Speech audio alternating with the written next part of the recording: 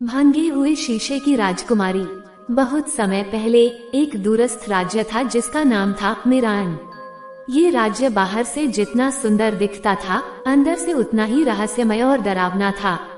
यहाँ के महल की सबसे खास बात थी एक विशाल शीशा कक्ष, जहाँ हजारों कीमती और प्राचीन दर्पण रखे थे।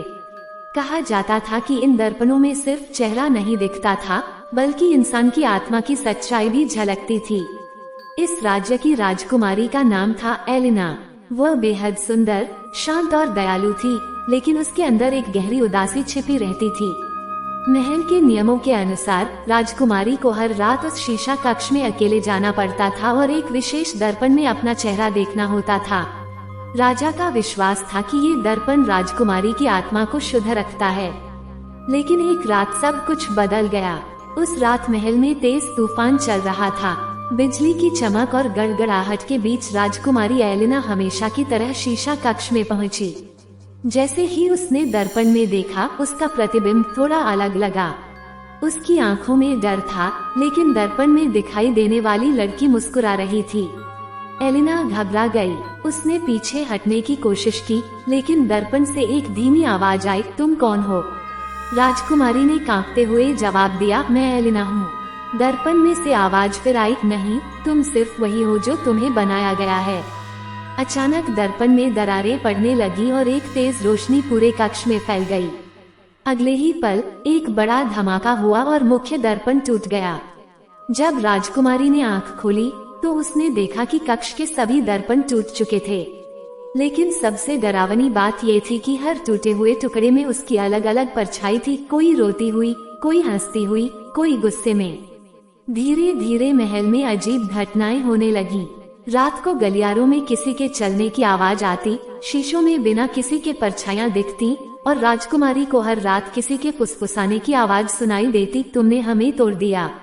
राजकुमारी अब अकेली पड़ गई थी।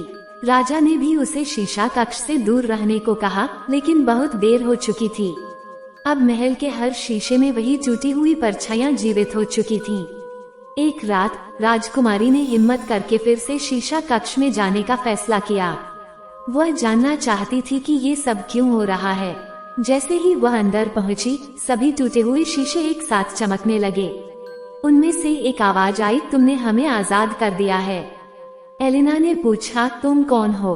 जवाब आया, हम तुम्हारी सच्चाई हैं, जिन्हें तुमने हमेशा छिपाया। उसी क्षण उसे एहसास हुआ कि वह दर्पण कोई साधारण वस्तु नहीं था, बल्कि एक ऐसा माध्यम था जो इंसान के अंदर छिपे डर, दर्द और सच को बाहर निकालता था।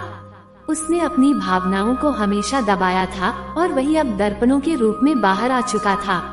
धीरे धीरे पूरा कक्ष धुंध में बदल गया।